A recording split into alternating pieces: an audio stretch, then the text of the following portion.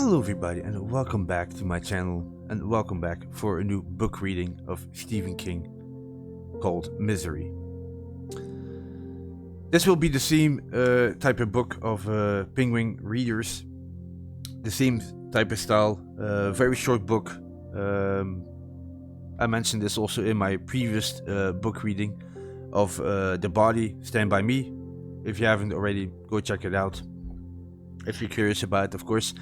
And even this book, this book got a movie. It's called also Misery. As well, there will be a link in the description if you're curious about the movie and or the book. So I will start with the introduction, like I did in the previous one. So here we go. Introduction. He pushed the knife under the mattress. When Annie came back, he was going to ask her for a drink of water. She would bend over to give it to him, and then he would stab her in the throat. Nothing complicated. Paul closed his eyes and went to sleep. When Annie's car came whispering into the farm at 4 o'clock in the morning, with its engine and its light switched off, he did not move. It was only when he felt the sting of the syringe in his arm and woke to see her face close to his that he knew she was back. Paul Sheldon is a world-famous writer. On his way to deliver the typewritten pages of his latest book, he had an accident on the snow-covered road. Paul is seriously injured, and when he wakes up, he's in bed. But it's not a hospital bed. And though the woman who saved him is one of his greatest admirers, she's also mad and very dangerous. On her lonely farm, she has Paul, his legs badly broken and in extreme pain, completely at her mercy. When she learns what he has just done to Misery Chastain, her favorite character from his books, Paul knows he's in trouble. Deep trouble. Unable to escape or to contact the outside world, Paul must find a way to survive. He learns about Annie Wilkes very quickly, and none of it is pleasant. The one thing you don't do to Annie is make her angry. She knows how to cause pain. The only question is, how much pain can a man bear? Stephen King has been called the master of horror, in which good reason. Not all of his stories are this type, but many of them are very frightening. They also have another essential quality for success. They are horribly believable. Misery is typical of his combinations. Everything that happens to Paul Sheldon and everything that Annie Wilkes does has a logic and reason to it. We can't quite believe it's happening, but we can explain and understand it. It may be unlikely, but it's all possible. It could happen to you, and that's the horror of it. Like Misery fictional writer Paul Sheldon, Stephen King does not plot his stories right through. He lets the story grow itself, and he often begins a story with no idea how it will end. Also, like Sheldon, King suffered a serious accident in 1991, although he was hit by a car while walking and was not actually driving.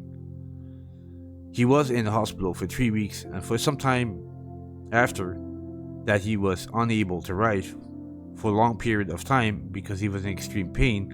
Curiously, car accidents have featured in many of his stories before this, including Misery. He also used the experiences of this accident in later writing. King is known for his great eye for detail and his informal style of telling a story. This contrasts with the content of his horror stories. He likes to leave each chapter with a desperate situation at the end, which makes the reader want to keep turning the page of his books. Many of them are set in the state of Maine, although the actual towns are often fictional. Born in 47 in Portland, Maine, in the USA, King started his writing career when he was a student. He wrote a weekly column for the Maine campus, the newspaper for the University of Maine. He studied to become an English teacher but was unable to find a teaching job immediately. Instead, he worked at a laundry and occasionally earned a little more money by selling short stories to magazines.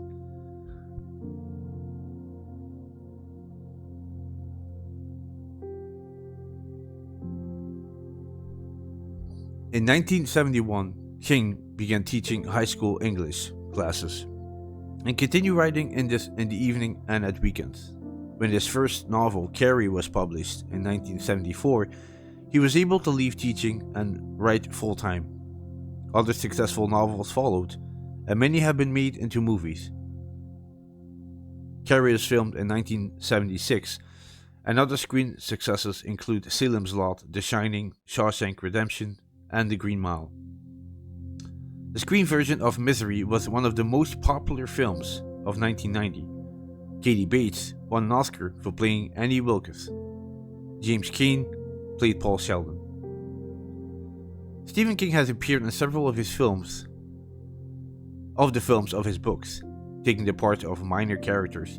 He also directed the film Maximus Overdrive in 1985.